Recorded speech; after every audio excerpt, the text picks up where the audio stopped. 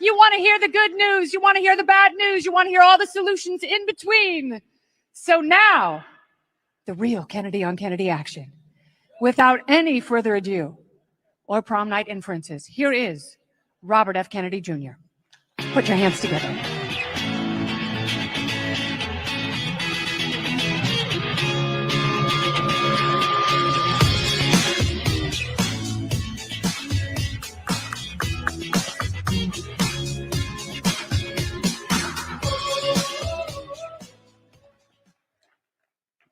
Thank you all very much. I'm Robert Kennedy. I'm running for president of the United States. I'm very, very happy to be with all of you today, all of you good libertarians at Freedom Fest. And I'm very, very grateful for the honor of being able to address you today. My long affinity with libertarianism began with a conversation that I had with my father when I was 14 years old. And I was asking him about communism, which on its face seemed like a really good system to me because it seemed to make sense that to whom much is given, much is expected, and to everybody according to their ability, to everybody according to their need. And that seemed like a very fair and idealistic and almost utopian system. And he explained to me the difference between democracy and a more militarized society by referring to the Spartans and the Athenians. And he said that in democracy was designed and intended to liberate the human spirit and liberate our creative capacities, our creative inclinations, our creative abilities. And he said that's why you don't see very, very few people. The great achievement of the Spartans was war. But very few people today remember the names of the Spartan generals or even the battlefields or their great victories. But all of us know about the plays of Sophocles, the poetry of Aeschylus, the art, the literature, the sculpture, the architecture of ancient Greece. And Greece had achieved something that nobody else had, which was by focusing on perfect freedom for its citizenship, the ability to debate, to talk, to elevate themselves. They had created something that would endure through the ages. And throughout my own, a lot of people have a misunderstanding about freedom. They think of it as an excuse for self-indulgence, for self-interest, for elevating our own condition at the expense of our neighbors or our fellows. And in fact, the opposite is true. And true freedom, and this, I think, is something that libertarians recognize, and that's why you see kind of so much happiness and optimism among libertarians, is that there's this faith that each of us has inside of ourselves, a yearning to do good things, a yearning to build communities, a yearning to be kind, a yearning to be of service to other people, and that those impulses become stale and polluted and degraded when we're ordered to do those things. And when I was a little kid, I grew up in a community where I knew my neighbors, where when I went to the barber shop or to the local bookstore, there were awards hanging that from the local Boy Scouts because of contributions with the local Little League or the Boys Club. These were places that my brothers and sisters and I could work in the summertime. And there was a connection that we've lost today as our society has become more globalized, as we become more the servants of international markets, as technology has separated and atomized us, And as government has grown farther and farther distance and farther away from the average American. And the question is now, and that brings up base instinct, it encourages that atomization, that fragmentation, that balkanization, is not a good place for, it's not fertile fields, let me put it that way, for those virtues of compassion and kindness. In the community I grew up in, if you if you improved your fortune, it was likely you were improving the fortune of everybody around you. And there was a constant kind of reciprocal altruism that was going on, of kindness that brought out the best in human nature. And you know, as president, I'm going to try to restore, and I'll tell you a little bit more later, that connection that people have to this sense of community, to a connection to the soil, to the ecology, to local markets and farms, by dismantling some of the subsidy structure that now incentivizes that atomization. And let me talk about that for a second. For 40 years as an environmentalist, and I invite any of you can go back on YouTube and see talks that I've been giving on this issue for many years. And I've always said the same thing when people ask me, what's the most important thing that we can do to protect our environment? I've always said the same thing. It's free market capitalism. And the reason, and this, by the way, is antithetical to some of the core beliefs of mainstream environmental movement. But my pathway to become an environmentalist was a little different. I went to work for a commercial fisherman on the Hudson River in early 1984, and I spent 35 years representing people whose livelihood depended on the waterways. And these were people, you know, we have the oldest commercial fishery in North America on the Hudson. It's 350 years old. Many of the people I represent come from families that have been fishing the river continuously since Dutch colonial times. It's a traditional gear fishery. They use the same fishing methods that were taught by the Algonquin Indians to the original Dutch settlers of New Amsterdam and then passed down through the generations. And it's a self-regulating fishery. The fishermen, the fishing families count the fish every year and count the recruiters. In other words, the fish that are going to provide next year's fishery. And if there are not sufficient numbers coming into the river, they agree by agreement to lift their nets certain days of the week in the entire Hudson. Every fishing family lifts their nets and lets the recruiters by. And they may do that 2 or 3 days if the return of recruiters is very small, but it's done by agreement. And as the result of that, and as the result of our work on the Hudson is an international model for ecosystem protection. This is a river that was abused by big polluters. It caught fire when I started working there. It turned colors, depending on what color they were painting the trucks at the GM plant in Terrytown. It was dead water for 20-mile sections north of New York City, south of Albany, zero dissolved oxygen. Today, it's the richest waterway in the North Atlantic. It produces more pounds of fish per acre, more biomass per gallon than any other waterway in the Atlantic Ocean north of the equator. It's the last major river system left that still has strong spawning stocks of all of its historical species of migratory fish. And we've cleaned up most of the large pollution sources in the river. But the fishermen are now virtually all out of business.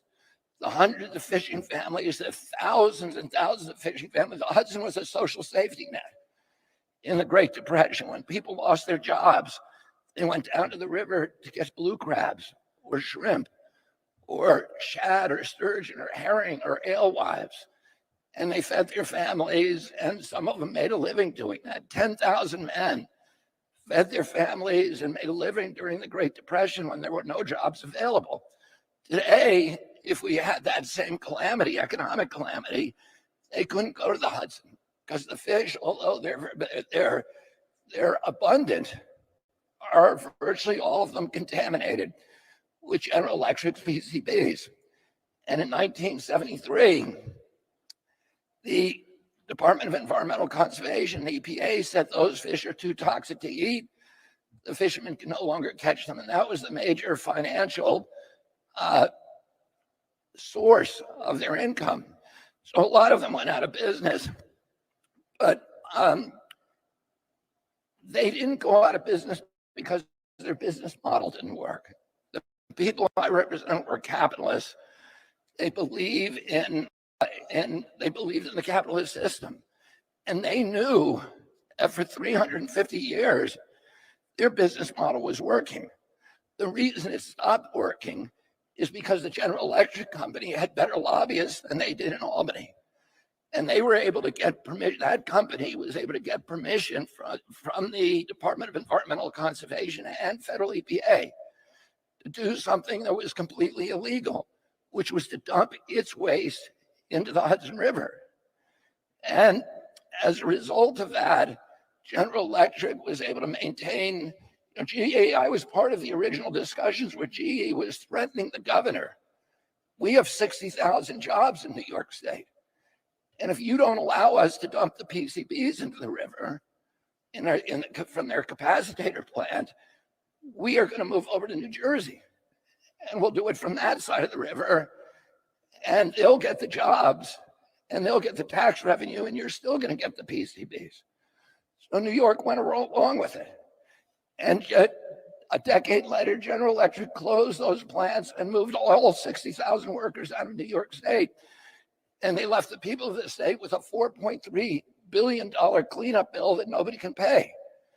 And everybody in the Hudson Valley has General Electric's PCBs in their flesh and their organs. And this fishery that had enriched the palate and the culture and the economy and the history of the Hudson Valley for 3.5 centuries was closed down. And it was closed down because somebody got a subsidy, because General Electric got a subsidy that allowed it to evade the discipline of free market capitalism. And from the beginning, I've said that free markets are good for the true free markets, not what we have in this country, which is corporate crony capitalism. A true free market promotes efficiency, and efficiency means the elimination of waste, and pollution is waste. A true free market would encourage us and force us to properly value our natural resources. And it's the undervaluation of those resources that cause us to use them wastefully. In a true free market, you can't make yourself rich without making your neighbors rich and without enriching your community. But what polluters do is they make themselves rich by making everybody else poor. They raise standards of living for themselves by lowering quality of life for the rest of us. And they do that by escaping the discipline of the free market. You show me a polluter, I'll show you a subsidy. I'll show you a fat cat using political clout to escape the discipline of the free market and force the public to pay their production costs.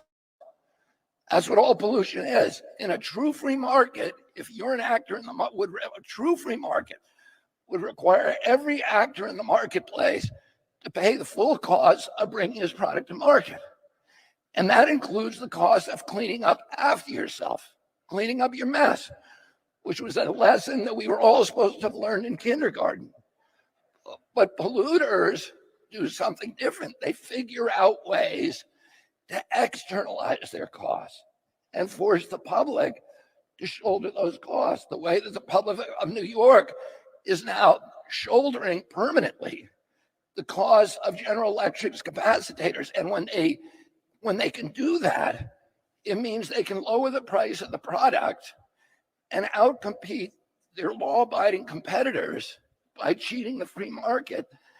And that activity, that action distorts the entire marketplace. And none of us gets the advantages of the freedom, of the prosperity, of the enrichment that free market capitalism otherwise promises our country. And you know,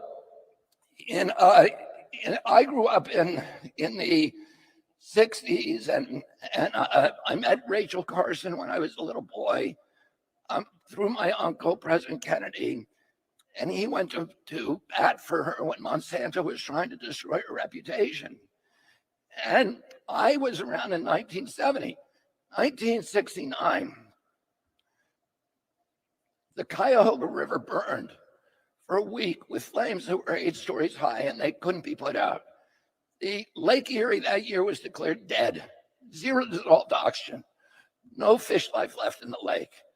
We had a Santa Barbara oil spill that closed all the beaches of Southern California and destroyed the economy, the recreational economy for 6 months. The eastern and Adam peregrine falcon that year went extinct. It's the most beautiful predatory bird in North America, and it went extinct from DDT poisoning. And all of those insults drove 20 million Americans out onto the streets. In 1970, the largest public demonstration in American history, demanding that our political leadership return to the American people the ancient environmental rights that had been stolen from our citizens over the previous 80 years through basically corporate corruption, where corporations were now allowed to violate the free market, to violate the law by cheating, by getting these hidden subsidies for themselves through pollution that allowed them to outcompete their competitors and rewarded the lowest forms of corporate behavior. And the political system responded. Congress, over the next 11 years, passed 28 environmental laws: the Clean Air Act, Clean Water Act, the Safe Drinking Water Act, the Endangered Species Act, and a number of others. And all of those laws were intended ultimately to restore true free market capitalism by forcing actors in the marketplace to pay the true costs of bringing their product to market. And each one of those laws, we wrote into those laws provision called a citizen supervision, because we knew the government agencies were going to get captured and they wouldn't enforce the law.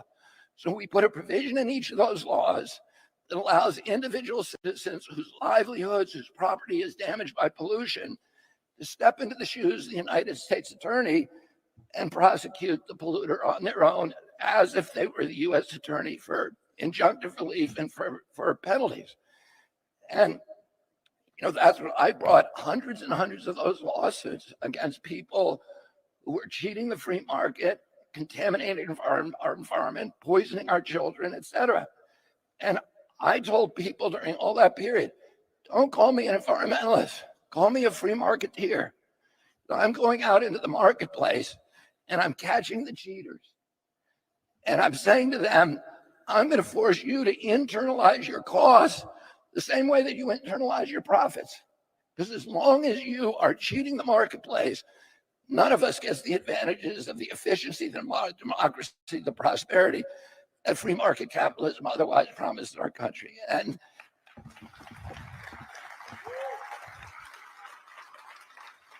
I want to talk, I don't see a clock here, so I have no idea how much time I have. I want to talk a little bit about the response to COVID, and how that system was used to rob us of our civil rights. We live in this period right now. The ambition of every totalitarian system in the history of mankind has been to control every aspect of human behavior, our transactions, our movements, our relationships with other people, our reading material, our communications, etc. But none of them has ever been able to do it because the technology simply didn't exist. You could keep secrets back then. Today, we're faced with this retinue of these intrusive new surveillance technologies, like AI, which is frightening in its capacity to control human behavior, like facial recognition systems, which are now ubiquitous in this country almost as much as they are in China, with GPS systems on your watches and your cell phone and your automobile that are following you every moment of the day. With now, I believe they're now permitted 415,000 low altitude satellites that are going to be able to surveil literally every inch of the globe 24 hours a day. With cell phones and other devices in your home that are listening to your conversations all day long. And, you have these individuals, including Bill Gates, who are building these giant data centers that are going to allow them to monetize your personal conversations and then market them and sell them, sell your information to people around the globe. It's a new gold rush, a new oil rush. The information is now the most valuable asset on the globe, and they can now harvest it and sell it. And those surveillance technologies are also potentially instruments of frightening instruments of control. And what I've been making the point is that given we're creating this system of turnkey totalitarianism, where if the wrong person steps into the White House and wants to take advantage of those policies, and they now have the intelligence agencies who have demonstrated their willingness to work along on those projects, the CIA, the FBI, the NSA, et cetera, that they will have a system in place in which they can impose total control on the American people. And if they do it in this country, the rest of the world is lost because we're the exemplary democracy of the world. And that our response to that should be to be pouring concrete on our constitutional rights, on our Bill of Rights. And 10 minutes, and raising the barrier against these kind of intrusions. But what was our response? I mean, first of all, we know it was not a good response for public health. The Wall Street Journal did an article this week that said the silencing of dissenters like me, and I was the first person that the Biden administration ordered censored. And we now know, and this is in Judge Doty's decision that he released this week, or on July 4th, and on January 21st, the Biden administration came into office. On January 23rd, they ordered Twitter and Facebook to censor me. And 3 weeks later, I was removed with 800,000 followers. But we saw that, and it didn't do any good. It didn't help public health. What the Wall Street Journal articles did, Wall Street Journal said that censoring of the doctors, the scientists, the people who were criticizing some of these policies actually took lives. And the number of lives, we don't know, we'll never know. But we do know this, that whatever we were doing in this country was not good policy. We have 4.2% of the global population. How come we had 16% of the COVID deaths? That was whatever they were doing was catastrophic. There were countries, that we were told, the African countries and poor countries like Haiti were going to be devastated by COVID. Well, guess what? Haiti had a death rate of 15 people per million population from COVID. Nigeria had a death rate of 14 million. That's 1/200th of our death rate of 3,000 per million.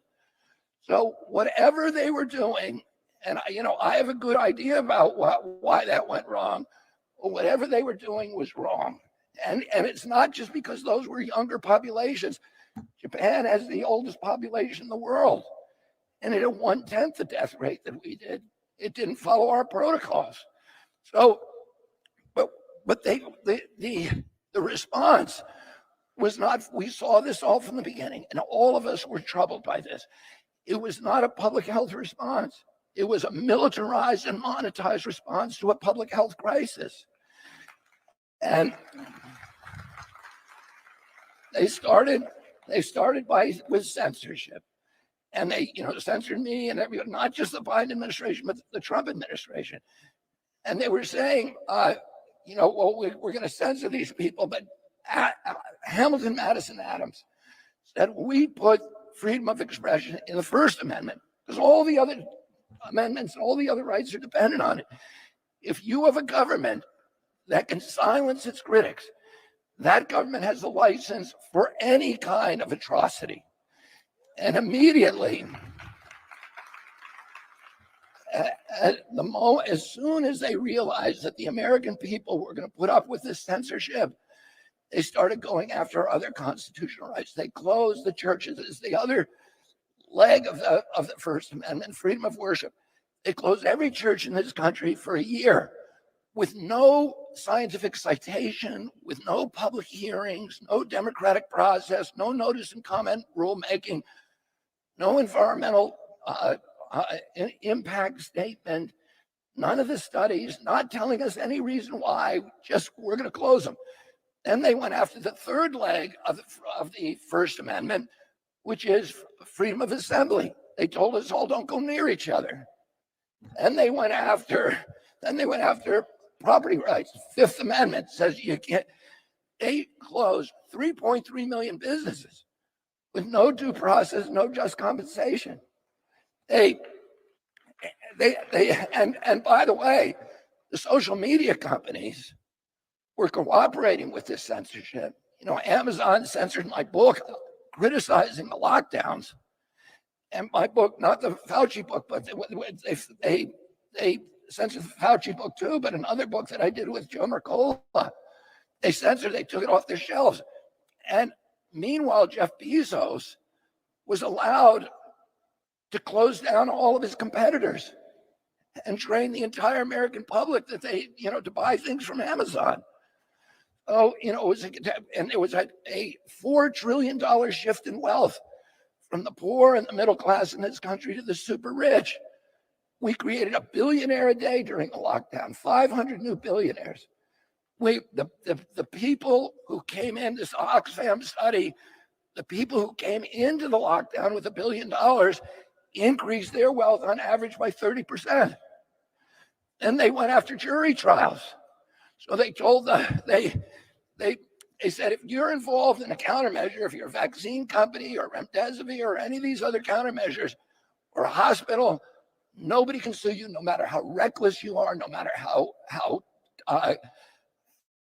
negligent your conduct, no matter how toxic the products that you're forcing on people, no matter what you do, you cannot be sued. Here's what the Seventh Amendment says. No American shall be denied the right of a trial before a jury of his peers in case there are controversies exceeding $25 in value. There's no pandemic exception. And the framers knew all about pandemics. There were two epidemics during the Revolution, one that decimated the armies of Virginia, malaria epidemic, and another one that froze in place for months, a smallpox epidemic, the Army of New England. In fact, when we took the city of Montreal, Benedict Arnold's troops went in there and we won that battle and took the city. They had to withdraw because they didn't have the manpower due to the smallpox epidemic. Otherwise, Canada today would be part of the United States. And the framers all knew that. So they were, and then between the end of the war and the ratification of the Bill of Rights, there were epidemics in every city. There was smallpox, cholera, yellow fever epidemics that killed tens of thousands of people, including many of the family members of people who signed the Constitution, the Declaration of Independence. The constitutional framers, almost all of them lost people to these epidemics. So they knew all about it, but they did not put an epidemic exception in the Constitution. They wrote that document for hard times, not for easy times. And during the Civil War, when the Confederacy was sending spies and agent provocateurs up to infiltrate the northern cities and to incite draft riots, which was absolutely demoralizing the Northern cause, the Union cause, Lincoln and his advisors knew who these people were, and they were trying to get them off the street before they could do anything. But that violated habeas corpus because they had not yet broken a law. They knew what they were going to do, and they started arresting them.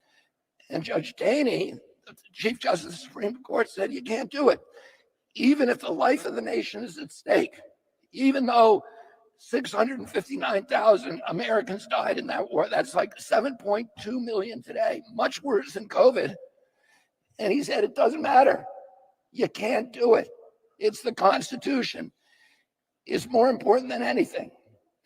And then we went after the Fourth Amendment, all of these prohibitions on wireless searches and seizures, or warrantless searches and seizures. We obliterated that through all the track and trace surveillance and all the other new instrumentalities of surveillance that we've put in place.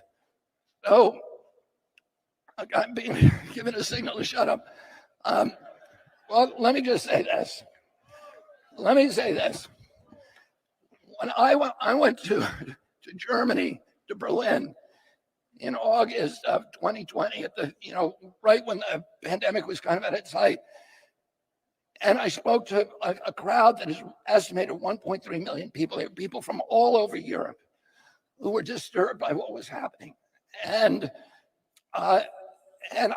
NBC, and none of them were wearing masks. And an NBC crew that was fully masked came up to me during that, just before I went on stage, and they said to me, "Aren't you scared of COVID?" And I said, "There's things that I'm a lot more frightened of."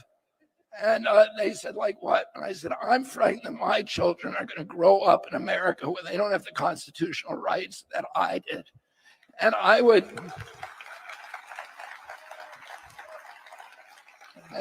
remind you all of something every person in this room already knows. There's a lot worse things than dying, and living like a slave is one of those. Thank you very, very much.